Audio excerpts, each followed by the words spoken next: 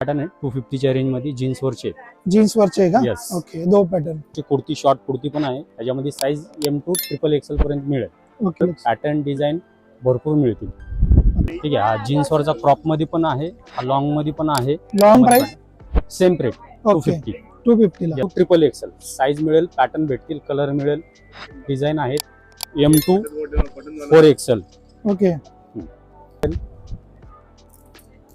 ठीक आहे, हा बटन वाला पण मिळेल त्याच्यामध्ये. शॉर्ट कुर्ती पण आहे 150च्या रेंज मध्ये.